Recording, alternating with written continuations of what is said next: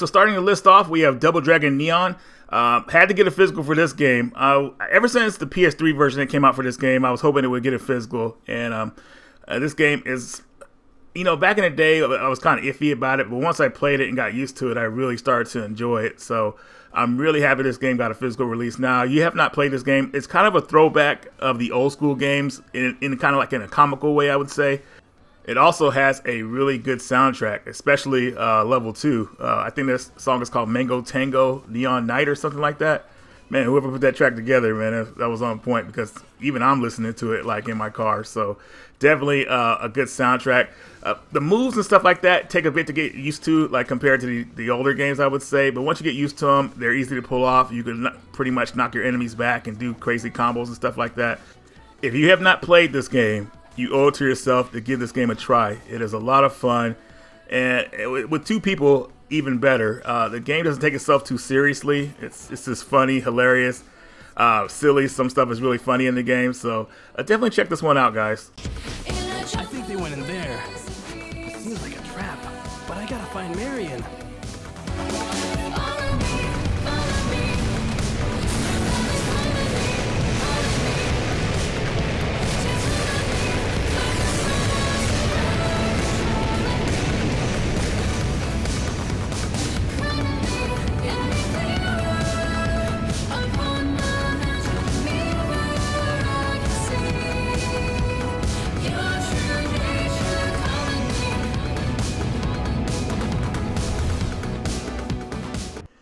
Here is Mega Man The Wiley Wars Collector's Edition.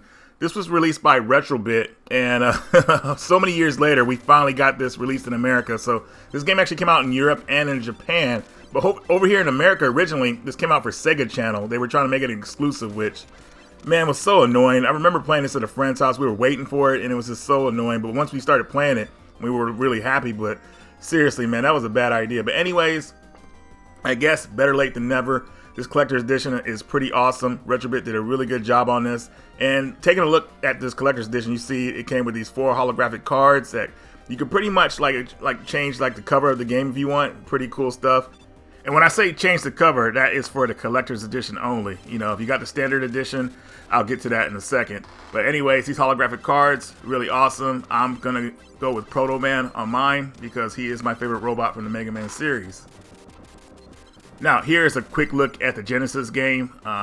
This is cool for so many reasons. Obviously, it's going to have an instruction manual. It's got a lot of extras. It comes with a blue cart, as you can see here. Very nice looking. Got the sparkles on it and everything like that.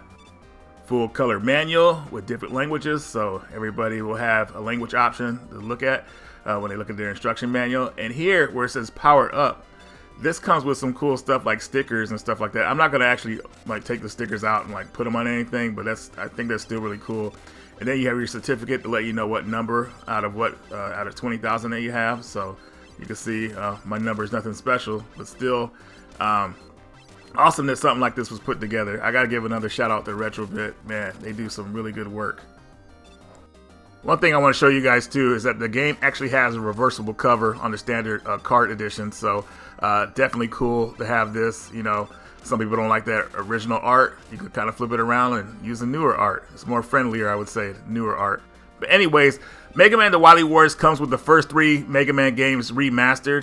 They look really, well, they're pretty much 16-bit from their original 8-bit counterparts, so that's pretty cool. And also, once you beat all 3 games, there's an extra game called Wiley's Tower where you fight 3 new robots. They're nothing special, but, you know, I still think it's kind of cool they put this together. So, is this worth having? Hell yeah. If you're a Mega Man fan, definitely get this collection or this game in general.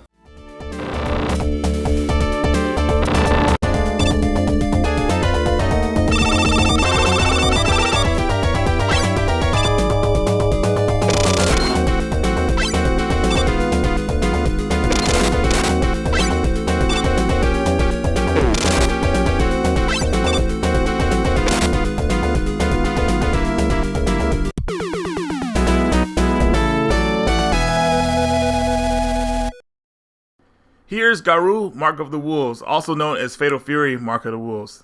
As of now, this is the last game storyline-wise in the Fatal Fury series, and This came out pretty much at the end of the Neo Geo's life cycle, back when they were pretty much about to go bankrupt. This was one of the last games made. But SNK is back, and a lot of their games are being re-released for modern platforms. And I got this from Pix and Love. I love the work they do on their stuff. I love the cover art. Definitely something I really wanted to have in my collection because I love the Fatal Fury series. Fatal Fury 2, well, I played the first one originally, and it wasn't really good at that version, but I was able to find an exploit in it with Andy Bogard to beat the game pretty easy using his I don't know what that zoom elbow move he would do, but it wasn't until I got some skills with Fatal Fury 2 with Terry Bogard, and ever since that game, the series is one of my favorite fighting series of all time. And Mark of the Wolves is definitely, I think, one of the best in the series. Now, the game's storyline takes 10 years after Geese Howard's death, so the only returning character from any of the other games is Terry Bogard. And you have Geese's son, Rock Howard, and a bunch of new characters that are kind of like related to the older characters or just like successors and stuff like that. This game almost had a sequel or an updated version that was 70% complete. But unfortunately, it got shut down because the workers weren't getting paid. So obviously, they're not going to work on the game. But they leaked some footage or some pictures of what the game looked like. Now, pretty much from the photos, it looked the same. But I noticed a character in there. It looked like Joe Hadashi's successor, which was this female Muay Thai fighter, which looked pretty cool. But unfortunately, we never got to see her in action. But hopefully, one day SNK might bring this project back, or just, I don't know. Hopefully, they'll do something. But anyways, Garone, Mark of the Wolves. Definitely check this one out, guys.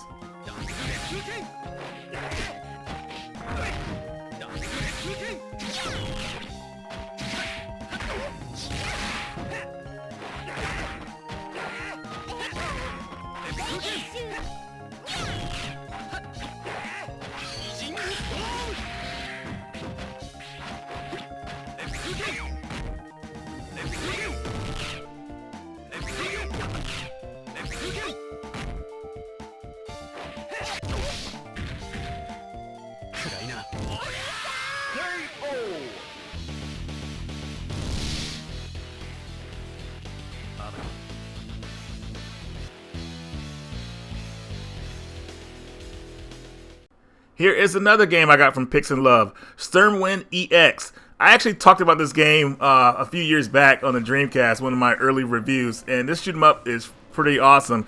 A lot of good things to say about this game. Gameplay is awesome. One thing though, that sometimes the backgrounds look really good, and sometimes like projectiles can be confused with like item power-ups with this game, so you have to be very careful. But other than that, fantastic shoot 'em up game. The soundtrack reminds me of, if you've seen that movie, what was it called, Turbo Kid? Definitely got like that kind of vibe with the soundtrack. If you like techno music, you'll like what this game has to offer. Now, it's been a few years since I played this game on the Dreamcast, and I'm trying to get used to everything again. And so far, it's coming around nicely, I would say. You know, I'm kind of picking it back up again. I made a few mistakes. I got past the first level fairly easy, but the second level gave me a little bit of a challenge, but I was having a good time while I played it. And it's just a nice game to play because the music just really helps. It just really drives the game pretty much, I would say. I mean, the soundtrack is awesome. You know, you'll probably want to play the game just to hear the music going. But if you want to know more about the game, definitely go check out my review I did a few years ago. I'll link it up here, probably in one of the item boxes or in the description. But what I want to show you guys is what Pix and Love put together for us with this collector's edition. So as you can see here, we have the regular case, we have the steel case at the bottom here, and also you have this art book that comes with it, very nice. I love seeing stuff like this, but I'm surprised this collector's edition didn't come with a soundtrack. But either way, still what it came with is very nice, very awesome, and there's a little history about the game as well, its early startings pretty much, so definitely I think people will want to pick this up.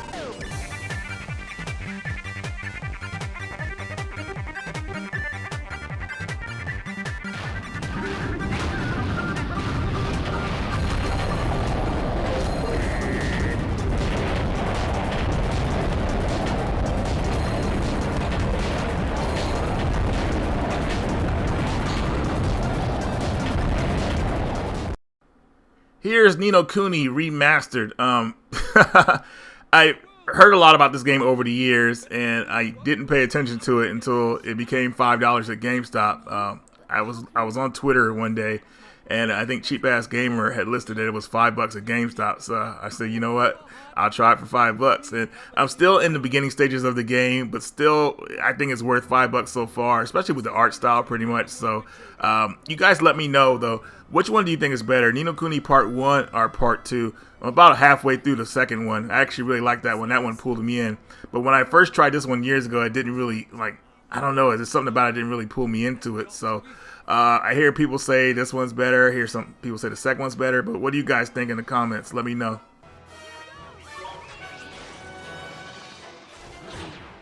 The boy who will save the world. But unfortunately for him, his light is yet a mere candle in the blackness. Indeed. He may be the child the prophecies speak of, but he is a child nonetheless. Yet these humans can be disturbingly powerful. I have to save her. That's why I brought you here, innit? You might just be able to stop him, see? You really think I can? Of course you can! You are the pure-hearted one! Here's Shovel Knight for the PS4. Now, pretty much everybody knows about this game, and I actually had this game for quite a few years, but I got rid of it because there was a new edition of the game coming out, and I wanted to get that one for the PS4. It was called the Shovel Knight Treasure Trove Edition. Well, unfortunately, that got silently canceled, so I got this edition again. And when I put it in, it pretty much downloaded what the treasure trove would be, pretty much. So I'm just fine having this game again. But if you haven't played this game, it's definitely a throwback to games like DuckTales and stuff like that. So I think a lot of people will be able to enjoy this one. I never did beat this game, but there was a lot of scenes that I like how they were well done in this game. I remember after beating the first level, you had to catch a character that was falling from the sky, and I thought that scene was really well done. But anyways, guys, let me know what you think of the Shovel Knight series.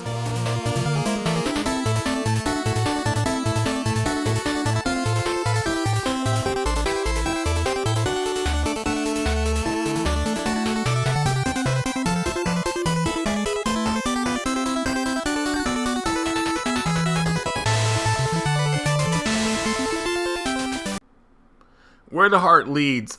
This game really took me by surprise. So one thing that attracted me to this game was the price tag. I got this game for $15, and pretty much you play as a character. Well, let's get into that for a second. So pretty much an event happens in your house. There's like a crater in your yard, and your dog ends up being stuck in it. So you agree with the family to go down and rescue the dog, but of course something happens and you fall through the hole. And once you get to the bottom, you pretty much start seeing events in your lifetime, and you can actually change some of these events pretty much. So the game is very narrative, I would say. It's very I was hoping it would have some voice acting, but I guess it works well without voice acting, I would say. The game has a really strong way of keeping you intrigued to what's going to happen next, pretty much. So I hear there's a lot of outcomes that this game has as far as endings and everything like that. Even if you replay the game again, the game kind of from what I've heard, the first ending you get is pretty much what's referred to as the real ending, I would say. So when you play this game, make sure you choose whatever decision fits your personality, I would say. But I'm really happy about this game. I'm hoping to finish this probably within the next week or so. But anybody who's played it, let me know what you thought of this one. Alright, so who says you can't find complete DS games at GameStop still? Well, I would have said that until the other day. Sonic Rush and Legendary Starfy. So we'll start with Sonic Rush first. I owned this game years ago, and I didn't really like it. I was like, the dual screen thing is kind of weird and everything like that, so it was hard for me to get into. I tried it again after buying it, and I actually liked it a lot better than I did years ago, so happy I picked this one up. And the Legendary Starfy, this is a really cool platform game for people who are just getting into platform games. I think this is the best one to start with. But actually, this is the fourth game in the series. The original games came out on the Game Boy Advance in Japan, so just want to put that out there. But you could definitely start with this one. Definitely a lot of fun. And don't really hear a lot of people talking about this game. I don't think Nintendo really pushed this game. But I could be wrong about that, but you don't really hear people talking about this one. So, but if you like what you're seeing here, I would say give this one a try.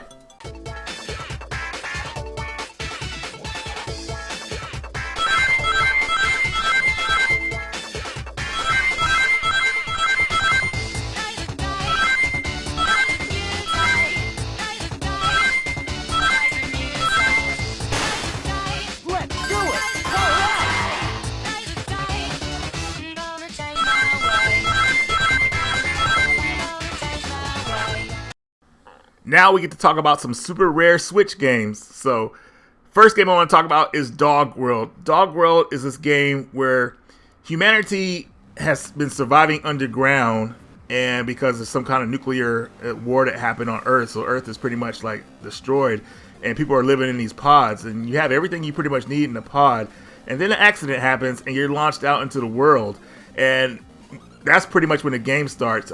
You get a weapon and you start taking out enemies pretty much. Now, I didn't get very far, but the game was intriguing enough to really keep me interested in it. So let me know what you guys think about this one. Those of you that got a bit further than me, of course. But the game's got a strong Metroidvania feel to it. So I feel like I'm in for something special. Hopefully, you guys let me know. Let me know what I'm in for with this game. Because it does look cool, but I'm not really sure yet, you know. But I do like my run-and-gun Metroidvania platform type games, so as long as this game has that, I'm sure I'll stay interested.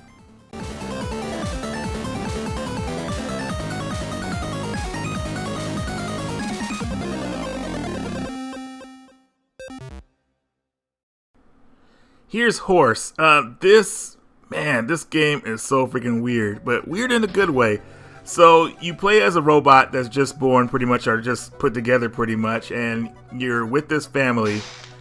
And in the beginning, it's so weird because the robot, you start to see him kind of develop a personality in a way. So pretty much when you first start the game, the family that owns you wants you to do like these obstacles pretty much. And as they go on, they get a bit more dangerous. But at the end of them, you know, they praise you for it and everything like that. And then there's a point in the game where, and this is all still in the beginning pretty much, where there's like more people wanting to watch what Horace can do in these obstacles pretty much. And they make them more dangerous. And then like, you know, there's a part where Horace actually gets scared to do them because he doesn't want to get hurt pretty much. And it's kind of just, it just feels weird. Like, you know, this robot was born into like doing these obstacles that he doesn't want to do. And I don't know what this game has in store for me, but the narrative of this game, the game's got me intrigued, and I want to see what happens next. So I like the pixelated graphics it has, but I'm kind of nervous. This game is one of those games that it starts off nice, but it might have one of those dark tones. I don't know. We're going to see pretty soon, but definitely intrigued with this game. I would say if you have the opportunity to try this game out, I think you guys should do so.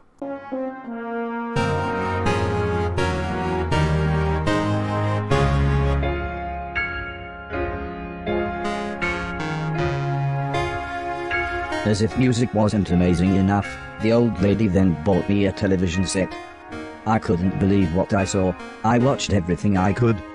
Comedy, drama, horror, sci-fi. Anything anyone wanted to watch, I would happily watch with them. I'm sure most of you know that I love mech games, so I had to get Metal Unit.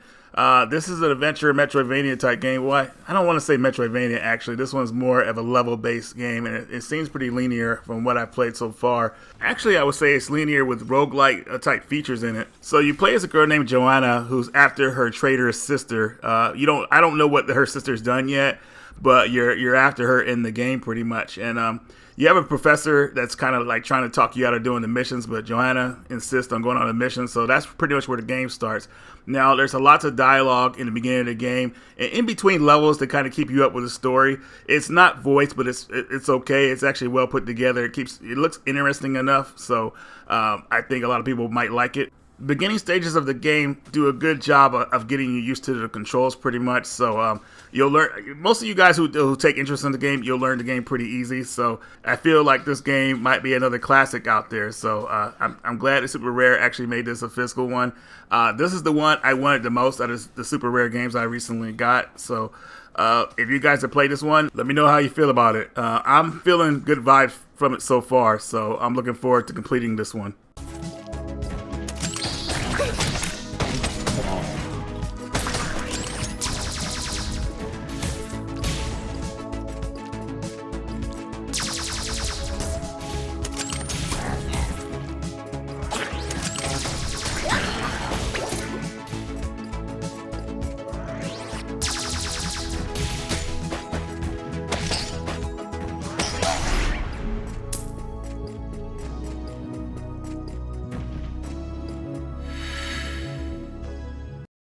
Here is Horizon Forbidden West, the sequel to Horizon Zero Dawn, which you guys know I really love that game. And playing this one, this game picks up right where the first one left off at. And this game's story just is, man, it's going somewhere very different than the first game. I'm really enjoying this one. I'm trying to avoid like showing you guys scenes that are kind of like spoilers because I know people are still playing this game. So most of the footage I'm showing here is going to be in the beginning stages of the game. But man, this game, I don't know where it's going, but it's going somewhere big. At least that's what it seems like. So some pretty cool stuff here. I like how they brought back older characters from the first game pretty much. Don't really get to see them that much, at least as of yet. But still, it's nice to know they're there. So I guess we could all talk about this game, but I guess just spoiler free just for the people that haven't got that far yet. Next up, we have a little bit of goth survival horror. That's right, goth survival horror. This is Tormented Souls for the PlayStation 4. I've been waiting to play this game forever, and now it's finally here. So just to describe this game a little bit, if you're familiar with survival horror games, and these are the old school survival horror games like Dino Crisis, Resident Evil, hell, even Chaos Break, but I don't think anybody knows about Chaos Break. You will know what to expect here, and it is done really, really well. So with the old school survival horror games, they really don't give you too much story in the beginning. You know, they give you very minimal and they throw you into a crazy situation. And this game does the same thing. You end up going to this mansion hospital place and you get knocked out, and next thing you know, you wake up in a tub. And when you wake up, you pretty much have some parts missing. I'm not going to tell you guys which, but most of you guys probably already know anyways. But definitely this game pulls no punches. It has a very clever puzzles so far. I haven't got that far in the game yet, but the puzzles so far pretty clever, very unique. If you guys think this game is too dark, no, that's just the way the game is in the beginning because the electricity is not running in certain areas, so you have to use your lighter, and you have to be very careful in this game because if there's dark areas you try to walk into, you will get killed immediately. So be very careful, stay in the light, try to stay safe, and if something's chasing you, you gotta go old school Resident Evil style. Make sure you get it a good camera angle and start blasting away.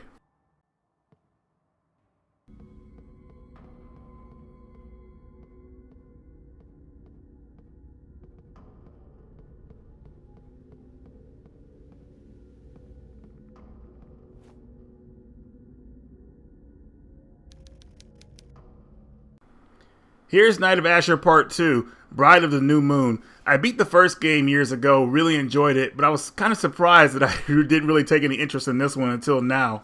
And honestly, I kind of see why. I feel like this is like a PS3 game with the way the frame rate is and everything like that, but still, I'm happy I'm playing this one. It's actually a lot of fun, more fun than I thought it would be. Now, this is an action RPG. It really feels similar to if you played games like Folklore on the PS3. It kind of like has that vibe to it. Well, at least later in the game it does, but the game was able to pull me in, and I'm really enjoying what I'm playing so far. Still in the beginning stages, you know. I mean, I know this game is just about, what, 4 or 5 years old now, but never mind. I'm not going to say anything because, you know, somebody in the chat will be like spoilers or something like that. So, but if you're looking for an action RPG, it has a nighttime feel to it, lots of beautiful scenery, stuff like that, you definitely might want to play this game. And if I'm not convincing you, because like I said, I'm still in the beginning stages of the game, but I would definitely say check out Tark's Gauntlet's video about this game. He did a really in-depth video about it. It's very informative, and that's one of the reasons why I wanted to pick this game up, because of his video. So definitely check it out. I'll leave a link somewhere here. I don't know where, but I'll leave a link to the video, and you guys can check that out. But yeah, Knights of Azure 2, I would say pick this one up.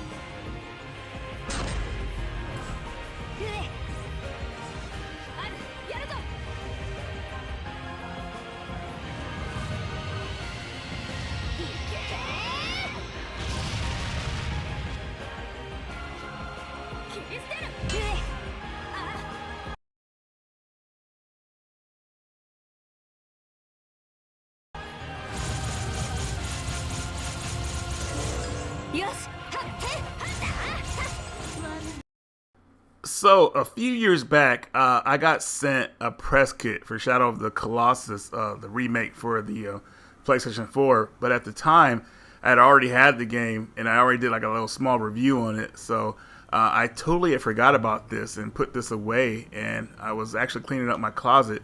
Some boxes fell, almost hit me in the head, and I opened it up, and here it was, the press kit. Now, I didn't even notice it was a press kit at first. I thought it was some kind of like, I don't know what I thought it was. I thought it was some kind of like developer, like congratulations to developers for like completing the game or something like that. But this comes with so much cool stuff, and actually even the disc it comes with is different from the cover art for the disc that we got for retail for this game. As you guys are seeing here, here's art from the game they have here. I think there's like 12 of these little art cards in here. Really cool stuff. It kind of shows you like cool scenery in the game. I can't believe I forgot about this thing, and when I saw it, I was pretty much like, wow, dude, like seriously. So I wanted to show it off to you guys here, and just let you guys know that this actually exists, because I don't see any videos of anybody talking about it. So maybe I'm the first one. But anyways, going into the Shadow of the Colossus, the game itself, man, the remake is actually pretty awesome. But at the same time, if you play the original game, you know what you're getting into, and things could get kind of emotional, I will say. Here is the disc hidden in the press kit. This is probably why I didn't pay attention to the press kit, because the way the disc was placed in there is pretty much camouflaged. But anyways, for those of you that have not played Shadow of the Colossus, this is a masterpiece, a must play, especially this remake. I mean, you guys don't even have to go to the PS2 version. You go straight to the PS4 version and play this one. It is much better than its PS2 counterpart. Amazing game. I can't say enough things about it. It'll be a pretty amazing experience for anybody who plays this one. And last but not least, we have Fishing Star World Tour. This, as you can see, comes with a fishing rod. This game came out in 2019, and I think this fishing rod for it came out fairly recent, I would say. So I just want to give you guys kind of like a little tour of this in a way. I'm sorry about the footage here. This was the best I could do for the time I had to do this video. I wish I could have went into more detail, but as you can see, the motion controls are spot on. Now here's the rod itself. I'll just show you guys real fast how the Joy-Cons go inside of it. You know, it's fairly easy. And using this rod, I think it made the game a lot more fun than just playing with the regular controller. You really feel like you're out there like catching fish pretty much. What made this game catch my eye is that I was playing Tales of Arise. Now, those of you that have played Tales of Arise, you know about the mini games where you go fishing pretty much. From that point, I said, you know what, man, let me look up some fishing games. And this game was the first one to come up. And this bundle popped up as well on Amazon. So I said, you know what, let me go ahead and get that. And playing this game, it's actually a lot of fun. Like I said, I'm sorry about the footage here. I'm going to use somebody else's footage so you guys get a better idea how the game looks while you're playing with the rod. But man, this game is something else. It's definitely a lot of fun. I wasn't expecting it to be this much fun, but I think a lot of you guys will probably like this one.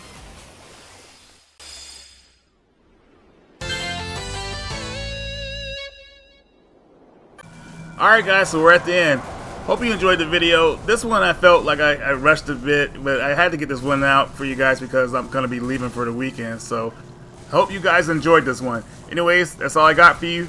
Radical Reggie, and I will see you all in the next